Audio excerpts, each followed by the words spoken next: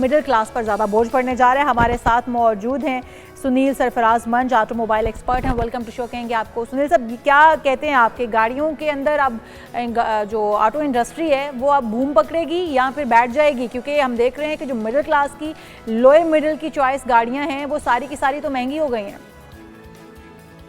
जी, बहुत शुक्रिया बुलाने के लिए। बजट से पहले अगर आपको याद हो, तकरीबन एक हफ्ता पहले से हर जगह टीवी प्रोग्राम हो रहे थे और हर जगह प्रियम्बल ये होता था कि गाड़ियां 10 से 15 लाख सस्ती हो जाएंगी, और मैंने तब भी बताया था कि कोई गाड़ी सस्ती नहीं होगी। ऑन द कॉन्ट्रेरी हुआ ये है कि हमेशा गवर्नमेंट लेफ्ट दिखा के राइट मारती है। तो जो नेगेटिव न्यूज थी उसको पहले भी छुपाया गया था, वो मैंने तब भी बताई थी। सबसे पहली न्यूज ये है कि आपके पास मोटरसाइकिल है, जहाज है, टैंक है, हर बंदे के लिए कार्बन लेवी के नाम पे पेट्रोल के अंदर टैक्स लग गया है ₹2.5। जो पहले ₹2.5 है फिर ₹5 होगा, ये लाजमी आपने और मैंने देना ही देना। जी। फिर अभी आप बात कर रहे थे कि गरीब आदमी के लिए या मुतवस्सित तबके के लिए, मिडिल क्लास वाला आदमी तो 0 मीटर गाड़ी नहीं खरीद सकता। तो एंट्री लेवल जो 660 सीसी गाड़ी है उसके ऊपर सबसे ज्यादा टैक्स बढ़ाया गया है। उसके ऊपर जो जीएसटी था वो 12.5% से 18% कर दिया गया है। ना सिर्फ ये है, 1% का जो है उसके ऊपर एक और लेवी लगा दी गई है, जो कि इस बात पदाश में लगाई गई है कि ये गाड़ी एनवायरमेंट फ्रेंडली नहीं है। इसी तरह 1300 से 1800 वाली के ऊपर जो है 2% लेवी लगाई गई है। 1800 प्लस के ऊपर 3% लगाई गई है लेवी। और आपको ये बताया गया है पूरे बजट में कि हम बहुत ज्यादा एनवायरमेंट फ्रेंडली की कंट्री हैं, हम चाहते ही हैं कि पूरी दुनिया जो है वो कन्वर्ट हो जाए इलेक्ट्रिक के ऊपर।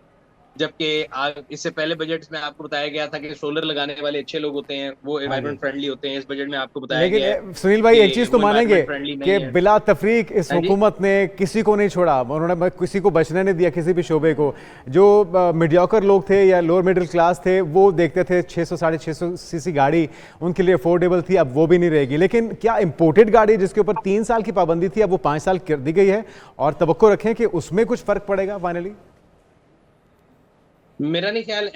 इसका इशू ये है कि मैं आपको ये बता रहा हूँ कि उन्होंने बिला तकरीर तो रखा है। हम हर दफा जो है ना वो बना लेते हैं कि एक एक्सपेक्टेशन गलत बना लेते हैं। मुझे आज तक नहीं याद कि कभी भी कोई बजट ऐसा आया हो जिसमें किसी भी चीज में, कॉस्मेटिक्स ले लें, अभी टोबैको ले लें, शूज ले लें, कार्स ले लें, हर चीज महंगी होती है, कभी कुछ सस्ता नहीं हुआ। हम बिला वजह एक एक्सपेक्टेशन बनाते हैं, 10 दिन के लिए बिल्ड करते हैं और फिर दोबारा वहीं पे आके बैक टू स्क्वायर जीरो खड़े हो जाते हैं। तो अच्छा सुनील, अगर हम पुरानी गाड़ियों की बात करें तो क्या उनकी कीमतें भी बढ़ जाएंगी? क्योंकि जाहिर है ये तो कुव्वत खरीद से बाहर हो गई, ये तो इंसान खरीद नहीं पाएगा, तो जो पुरानी गाड़ियां उनकी कीमतें भी तो बढ़ जाएंगी।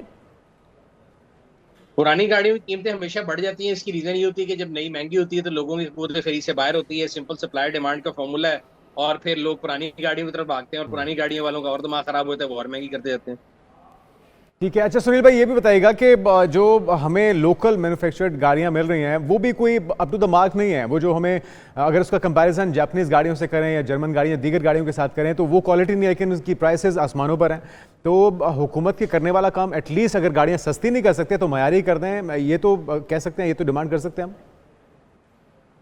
देखिए, वो तो अगेन बात ये है कि अगर आप परफेक्ट मार्केट में हो तो सप्लाई डिमांड और कंपटीशन उसको खुद ही सही कर लेता है। पाकिस्तान में हम लोगों ने ऐसी गाड़ियां भी देखी जिसमें सीट बेल्ट नहीं होती थी, जिसमें साइड व्यू मिरर नहीं होता था। आज कंपटीशन की वजह से आपके पास एयर बैग जो है वो लाजमी है, panoramic roof and multiple option are in every car. तो कंपटीशन तो चीजों को अपनी तरफ ले आई है। बाकी जो नारे होते हैं कि गवर्नमेंट की आवाम को सस्ती गाड़ी देनी है, सस्ती गाड़ी देनी है, वो सारा जो है ना फारिग है काम। तो इस बार जो बजट आया, आप समझते हैं कि आवाम साइकिल तो एटलीस्ट खरीद पाएगी इस बजट के अंदर? वो भी शायद महंगी जगह हवा पे भी टैक्स लगा देंगे अनकरीब, आप उस बारे में परेशान हो। तो अब ऑटोमोबाइल सेक्टर के अंदर क्या कोई इसमें चार्म है, इसमें कोई अपॉर्चुनिटी है, खरीदो फरोख्त में कोई तेज़ी होगी या मजीद ये ज़बवाली का शिकार होता देखने से? देखिए, हमारे मुल्क में ना we are a nation of holders. अब होगा ये कि जब ये गाड़ियां महंगी होने की न्यूज आ रही है तो वो अभी बजट पास होने में महीना है। जिसके पास आज गाड़ी लगी हुई है वो कहेगा जी मेरी गाड़ी आज से महंगी हो गई, सारा कुछ महंगा हो गया। वो थोड़े अरसे के लिए करेगा, the dust will settle down in a month and so, और फिर सब वो कहते हैं ना उसी तनख्वाह पे काम करेंगे। मजबूरी है, हर बंदे ने लेना है। अब गवर्नमेंट ने भी यही देखा कि जो एंट्री लेवल गाड़ी है 660 सीसी, उसकी प्राइस तकरीबन 1.25 लाख बढ़ जाएगी। बट लोगों के पास क्या ऑप्शन है? अगर आपको धूप में, गर्मी में, बारिश में नहीं करना अपनी फैमिली के साथ, 2 व्हीलर पे और 3 व्हीलर नहीं पे नहीं जाना, तो 4 व्हीलर की पहली ऑप्शन जो है वो 660 सीसी गाड़ी है। उसकी प्राइस वो 2 लाख बढ़ा भी देंगे तो आप कुछ ना कुछ बेच के वो बंदोबस्त करके आएंगे। अच्छा, हमारी आवाम को आदत हो गई है सुनील इस बात की कि महंगाई होती है, फिर उसके साथ एडजस्ट करना सीख जाते हैं किसी ना किसी तरह से। क्या इस बजट के अगेंस्ट आवाम को कोई दुहाई नहीं देनी चाहिए, आवाम को इसके अगेंस्ट कोई किसी किस्म का कोई एहतजाज नहीं करना चाहिए, क्योंकि हर सेक्टर ही इससे मुतासिर हुआ है। तो क्या समझते हैं, क्या मशवरा है आवाम के लिए और गवर्नमेंट के को क्या सजेशन देना चाहेंगे जिससे कुछ बेहतरी भी लाई जा सके? मेरे ख्याल से एहतजाज में टाइम ज़ाया करने के बजाय थोड़ी देर और ज्यादा काम करके कोशिश कर लेनी चाहिए कि उतने पैसे बनाएं कि इनके मजीद टैक्स दे सकें। ये बात भी ठीक है। फायदा नहीं होगा। तो हुकूमत को क्या मशवरा देंगे कि वो कुछ बेहतरी ला सके किसी सेक्टर के अंदर भी? नहीं, हुकूमत तो देखें, उनको पता है कि जो टैक्स नेट में आए वो उसको छोड़ना नहीं, वो सैलरीड इंडिविजुअल हो, वो गाड़ी हो।